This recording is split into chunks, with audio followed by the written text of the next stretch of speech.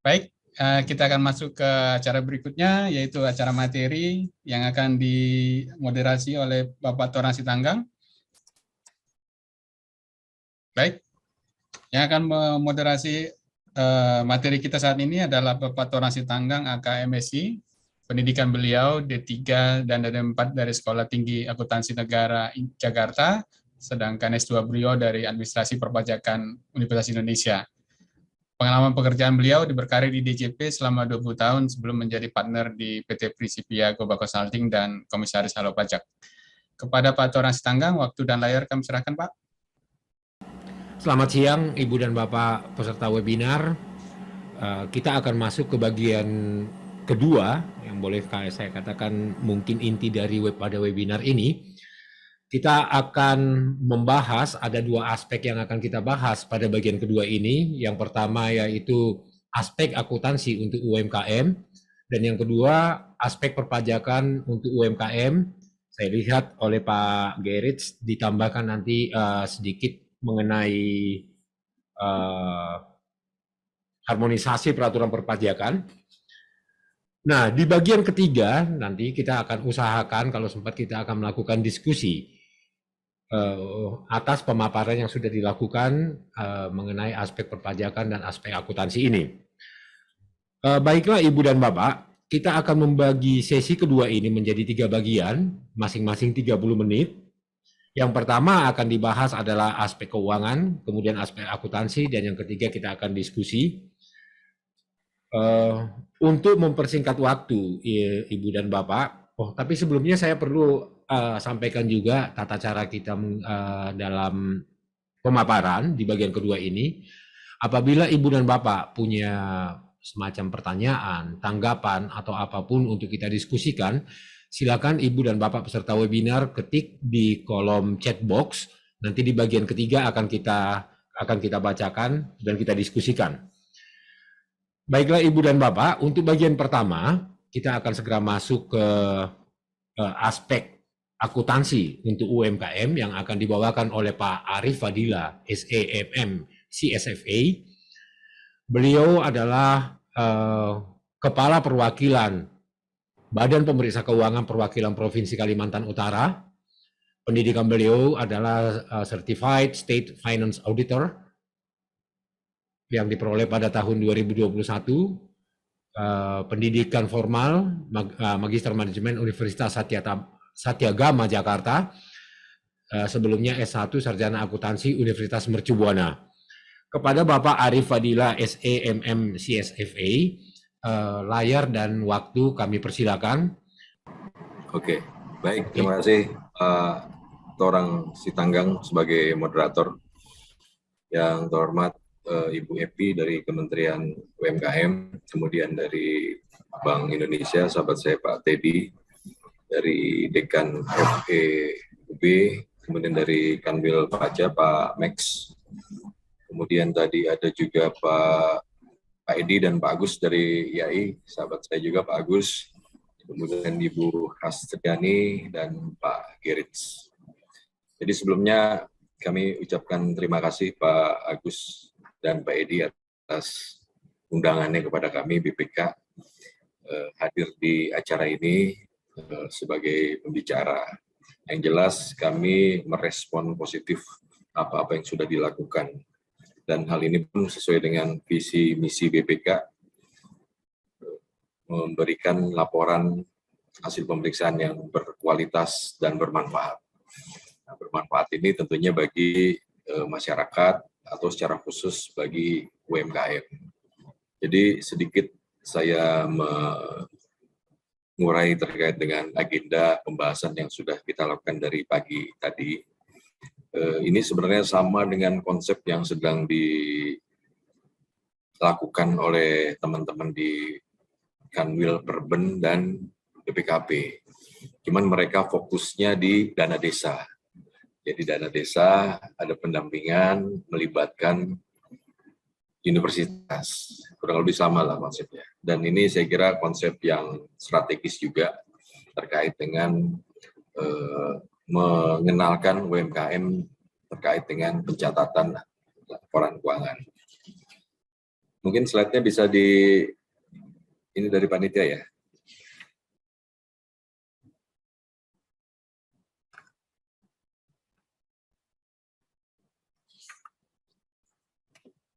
Next. Bapak Ibu sekalian, agenda kami pada pagi hari ini dikelompokkan menjadi 4 hal. Pertama terkait dengan gambaran umum, kondisi UMKM di Kalimantan Utara pada khususnya dan UMKM di Indonesia pada umumnya. Kemudian terkait dengan identifikasi masalah yang ada atau kendala-kendala yang ada pada UMKM.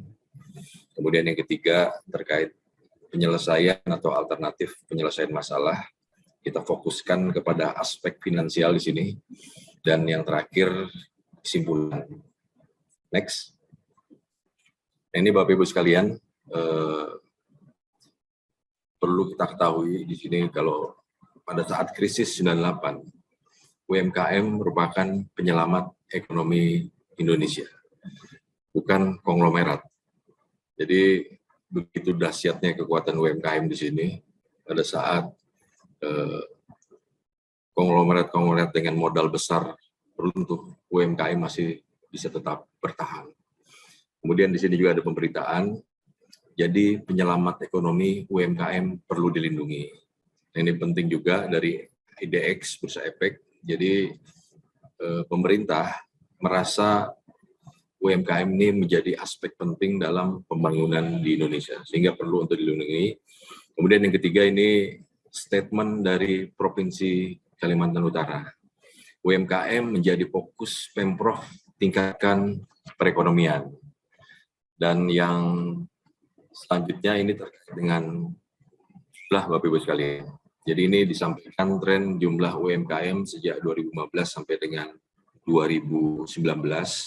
Di sini trennya naik terus, terakhir di angka 64,47 juta. Jadi kalau di data dari Kementerian Koperasi ini, angka 64,47 juta ini 99% dari jumlah usaha yang ada di Indonesia. Sedangkan yang usaha besarnya itu hanya 1%. Jadi sangat luar biasa kekuatan UMKM ini. Belum lagi kita bicara sumber daya manusia yang dipekerjakan di UMKM. Jadi oleh karena itu di awal tadi kami sampaikan ini sangat penting saya kira pembahasan yang kita lakukan pada pagi hari ini. Next. Ini mungkin data juga Bapak Ibu sekalian. Ini saya dapat dari Pemprov juga. Kita coba sedikit membandingkan antara realisasi pemberian kredit dari perbankan untuk wilayah Kaltara terhadap UMKM tahun 2021. Jadi kucuran dana perbankan di Kalimantan Utara sebesar 3,49 triliun. Sedangkan jumlah UMKM yang ada di Kalimantan Utara ini ada 35.395 UMKM. Jadi kalau kita lihat sebarannya di sini Bapak Ibu sekalian, memang yang banyak di sini di Nunukan. Jadi Nunukan memang harus mendapat perhatian khusus kelihatannya karena memang jumlahnya sangat besar, cukup signifikan. Sedangkan yang terkecil di sini di Tanah Tidung. Nah ini kemudian terkait dengan tugas fungsi BPK, Bapak Ibu sekalian. Jadi kemarin kami telah menyampaikan laporan keuangan audited untuk pemerintah Provinsi Kalimantan Utara. Jadi opini Provinsi Kalimantan Utara sudah 8 kali WTP. Nah, cuman di laporan keuangan ini juga kita memberikan laporan LFAR, Long Form Audit Report. Jadi selain aspek-aspek keuangan, kita melihat juga aspek-aspek kinerja. Dan kebetulan pada tahun 2021 yang lalu, kami fokus kepada aspek kemiskinan. Dan salah satu objek pemeriksaan yang kita lihat adalah pemberian bantuan kepada UMKM. Nah, di sini juga banyak catatan-catatan kami terkait UMKM, seperti mereka tidak melakukan administrasi dengan baik, sehingga kita pun kesulitan untuk memberikan rekomendasi gitu kan. Mereka bilang ini nggak laku di pasar, atau ini bahan bakunya tinggi, tapi tidak ada dokumentasinya, sehingga kita dalam memberikan rekomendasi kesulitan. Nah, ini mungkin pentingnya di sini terkait dengan pencatatan juga atas UMKM tersebut. Kemudian juga terkait dengan pemeriksaan kami juga, ini ada program dana bergulir. Nah, dana bergulir ini kepada UMKM banyak juga yang macet. Artinya dana bergulir ini sudah disalurkan tapi tidak bisa dikembalikan sehingga macet. Nah, ini pun penyebab utamanya selain karena masalah mismanagement, juga masalah terkait tadi tidak melakukan administrasi dengan baik terhadap dana yang diberikan oleh pemerintah. Next. Nah, ini kendala UMKM Bapak Ibu sekalian. Jadi ada beberapa kendala UMKM yang saya coba potret dari beberapa tulisan, dari beberapa jurnal, dari beberapa tesis, skripsi. Tapi kalau saya kelompokkan secara garis besar ada 3. Keterbatasan modal pertama, kemudian minim inovasi, dan yang ketiga pembukuan dilakukan secara manual atau bahkan tidak melakukan pembukuan. Sedangkan minim inovasi ini banyak variannya, di sini termasuk masalah sumber daya, pemahaman IT, masalah distribusi, masalah marketing. Jadi ini yang saya kelompokkan dari beberapa tulisan-tulisan yang ada di jurnal maupun di penelitian. Next. Ini alternatif penyelesaian masalah Bapak Ibu sekalian. Kami fokus kepada aspek finansial atau keuangan tadi. Nah, ini pertama kita melihat kegiatan yang dilakukan oleh UMKM itu merupakan peristiwa ekonomi. Untuk peristiwa ekonomi ini harus dicatat dalam akuntansi tadi. Nah, akuntansi ini outputnya adalah laporan keuangan. Sedangkan definisi akuntansi adalah pengukuran, penjabaran, atau pemberian kepastian mengenai informasi yang akan membantu manajer. Nah, manajer ini bisa jadi sebagai pemilik UMKM, investor ini mungkin dalam skala UMKM bisa jadi pihak-pihak yang memberikan bantuan, mungkin bisa saudara, bisa teman, di sini ada otoritas pajak, atau membuat keputusan lain untuk membuat alokasi sumber daya keputusan dalam perusahaan, organisasi, dan lembaga pemerintah. Kemudian selanjutnya, akuntansi dimulai dari proses mengidentifikasi peristiwa ekonomi. Peristiwa ekonomi itu misalnya saat UMKM melakukan penjualan secangkir kopi. Ini termasuk peristiwa ekonomi. Hasil dari identifikasi peristiwa ekonomi tersebut berupa transaksi menjadi input dalam akuntansi. Jadi Bapak Ibu sekalian, di sini saya mencoba menekankan pentingnya melakukan pencatatan terhadap aktivitas yang dilakukan oleh UMKM. Jadi kalau kita bicara terkait dengan agensi teori mungkin ya Pak Agus ya, Pak Torang. Agensi teori kan berawal pada saat adanya kekhawatiran atau ketidakpercayaan dari pemilik modal kepada manajemen. Benar nggak nih investasi yang saya berikan? Benar nggak nih aset yang saya serahkan telah dikelola dengan baik? Saya menganalogikannya seperti itu mungkin. UMKM sebagai pemilik UMKM menyerahkan pencatatannya dengan bagian administrasi, penjualannya dengan bagian penjualan, pengawasan persediaannya dengan pengawas gudang. Apakah bisa memberikan kepercayaan yang cukup kepada pemilik UMKM? Oleh karena itu pentingnya dilakukan pencatatan sesuai dengan standar yang berlaku. Next. Ini sedikit kami menyinggung terkait dengan penyelesaian permasalahan juga. Di sini ada Undang-Undang 20 tahun 2008 tentang usaha mikro, kecil, dan menengah. Di sini dijelaskan definisinya secara detail. Usaha mikro adalah usaha produktif milik orang perorangan dan atau badan usaha perorangan yang memenuhi kriteria usaha mikro sebagaimana diatur dalam undang-undangan ini. Jadi kriterianya adalah kekayaan bersih, tidak termasuk tanah dan bangunan, paling banyak 50 juta, atau penjualan tahunan paling banyak 300 juta.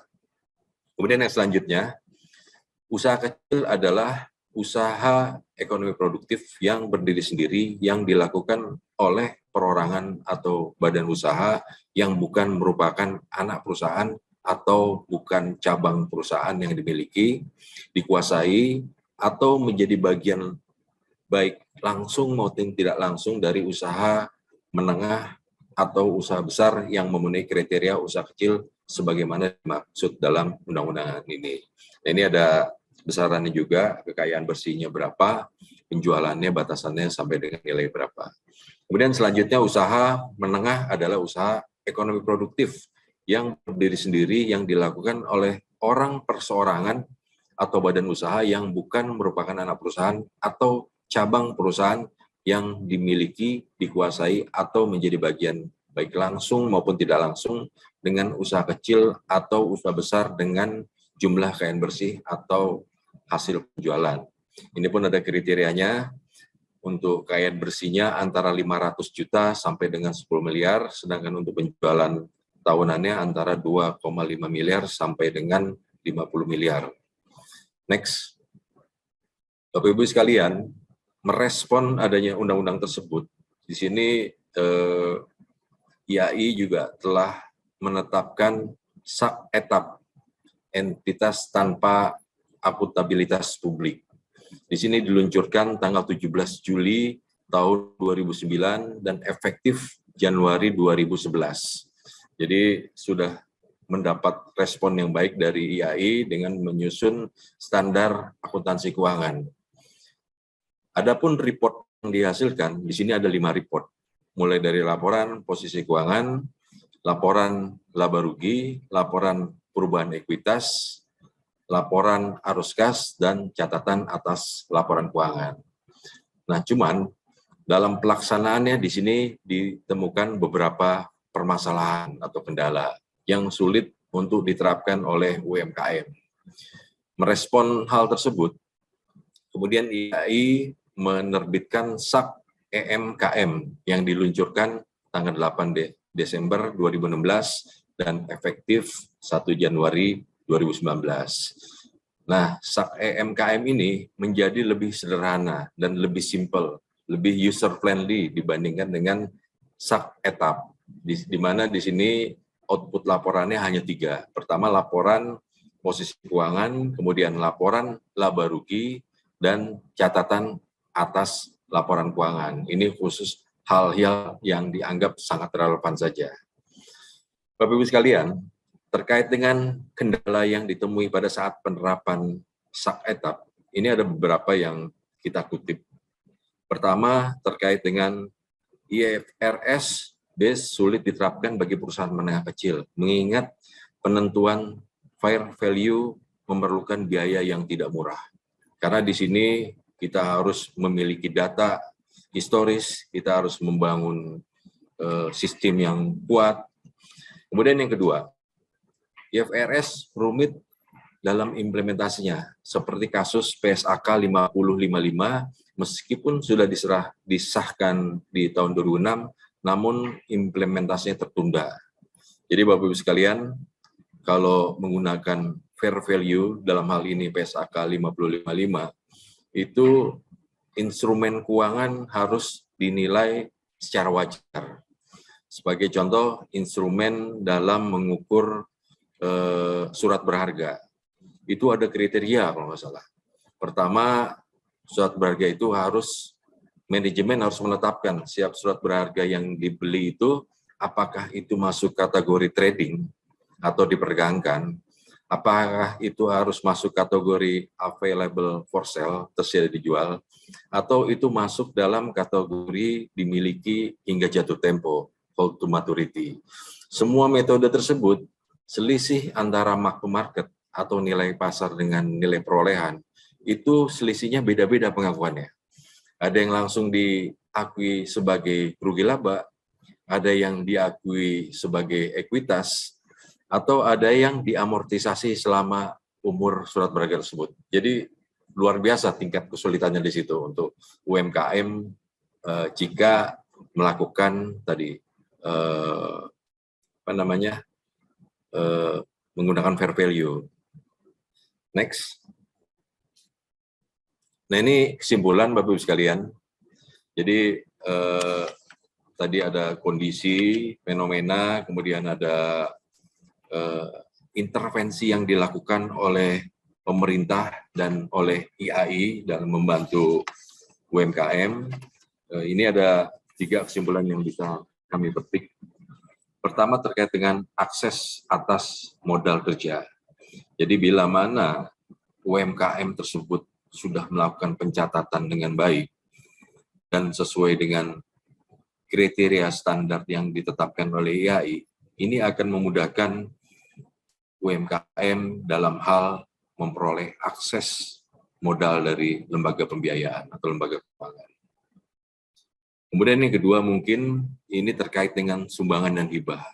Bila mana UMKM tersebut setelah mencatat, membukukan aktivitas transaksinya dengan sesuai standar, ini tentunya akan memudahkan dalam proses monitoring sumbangan atau hibah yang mereka terima. Bapak Ibu sekalian mungkin perlu mendapat perhatian juga di sini terkait dengan akses modal perbankan. Seringkali karena data-data yang tidak akurat atau ada perhitungan yang tidak tepat, sebenarnya mungkin UMKM ini kebutuhan modal kerjanya hanya 100 juta gitu kan. Tapi karena mungkin si pemilik UMKM ini ingin mendapatkan lebih, dia meminta nilai yang di atas yang dibutuhkan. Kebutuhan 100 juta, mereka minta 200 juta. Nah, ini menjadi salah satu sebab UMKM tersebut terlilit dengan kredit bermasalah. Karena kebutuhan 100 juta, yang 100 juta ini tidak bisa menghasilkan keuntungan, sehingga pada akhirnya dibelikan instrumen yang konsumtif. Kemudian yang kedua, ini penting juga terkait dengan adanya laporan keuangan yang sesuai standar, dapat membantu manajemen dalam ini UMKM dalam mengambil keputusan bisnis. Nah, keputusan bisnis ini beragam, mulai dari strategi pembelian atau strategi persediaan atau strategi penjualan dan pemasaran. Dengan data-data yang ada, kita bisa melihat tren kenaikan harga bahan baku. Jadi bahan baku ini akan naik pada saat mendekati contohnya musim tertentu, sehingga ini akan menjadi dasar dari UMKM dalam mengambil keputusan pembelian bahan baku atau strategi penjualan. Dengan adanya data-data keuangan yang kuat, yang baik, tentunya ini akan bermanfaat dalam melakukan strategi penjualan dan pemasaran. Yang ketiga, di sini Bapak Ibu sekalian, laporan keuangan sebagai alat kendali atau kontrol bagi UMKM atas hal-hal yang tidak inginkan, seperti adanya mungkin salah urus, kemudian adanya kecurangan dari pihak-pihak terkait yang mengelola UMKM tersebut. Jadi Bapak Ibu sekalian, kesimpulan saya di sini sebenarnya yang di bawah ini. Jadi penyusunan laporan keuangan ini sebenarnya bukan kewajiban UMKM, tapi kebutuhan dari UMKM. Jadi UMKM butuh laporan keuangan tersebut, baik itu secara pribadi mungkin, atau secara institusi, atau secara pertanggungjawaban. Dan terakhir ini saya memberikan yang menurut saya bisa kita ambil dari Benjamin Franklin. waspada dengan pengeluaran-pengeluaran kecil. Kebocoran kecil bisa menenggelamkan kapal yang besar dan kuat. Jadi artinya UMKM ini harus tadi pencatatan administrasi keuangan harus dilakukan dengan baik sesuai dengan standar. Karena sekecil apapun penyimpangan atau kecurangan atau salah urus itu jangankan UMKM, perusahaan besar pun akan hancur. Next, saya kira itu Bapak Ibu sekalian yang bisa saya sampaikan. Sekali lagi terima kasih atas kesempatannya. Wabillahi taufiq wal hidayah. Wassalamualaikum warahmatullahi wabarakatuh.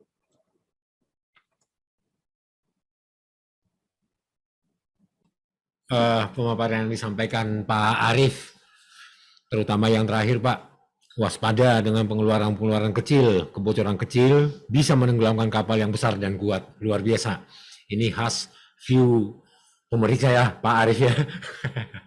Baik Pak Arief, saya sebenarnya punya pertanyaan ke Pak Arief, tapi nanti kita hold dulu ya Pak Arief, nanti ke sesi ketiga yang akan kita bahas di bagian diskusi.